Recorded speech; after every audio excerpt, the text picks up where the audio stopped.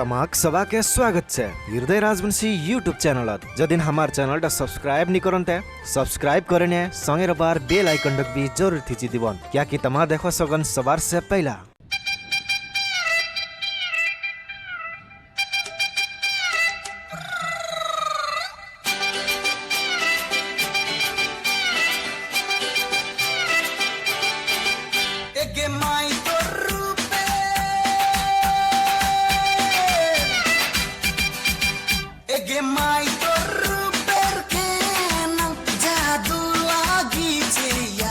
एक बार जदी हंस लेती यार मी बर्बाद यार तक रुपएर एनु बनाई छे हो पकाने लागे छे बाजार।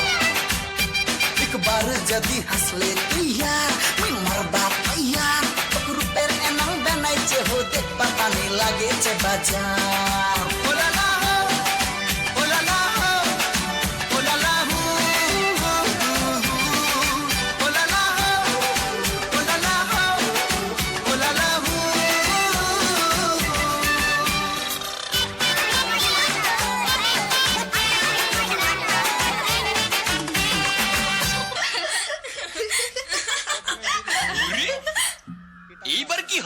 तो चिया खादी ना पूरा भातार ली देना से तो चिया खाइचो चंगरा भातार तोर ठुमक ठुमक चाल आ सुंदर सुंदर गाल ना कचे एनंग गस्सा जनंग बाबू मचे मेरो झाल एक गस्सा हाइसना कसता अत दरेसना तो अंदर का भाव लागे ना एक बार जदी हंस लेती यार मी मरबा यार तो रुपएर एनंग बनाई छे होते बाबा में लागे छे बाजार।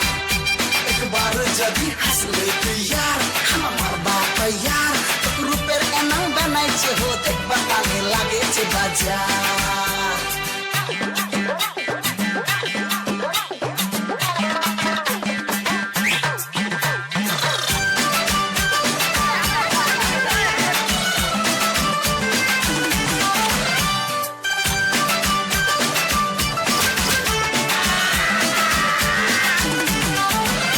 तोर झुमका कानेर नूर और खपत लगल फूल माई चखुत कालो काजल लागे तू ब्यूटीफुल।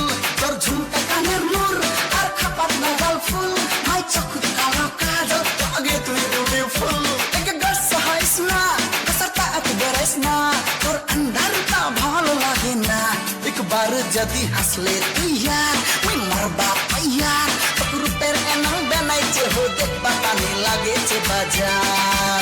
एक माई तो रुपएर के एनंग जादू लागी छे यार एक बार जदी हंस लेती यार मैं मरबा यार तो रुपएर एनंग बनाई छे हो देख बताने लागे छे बाजार। एक बार जदी हंस लेती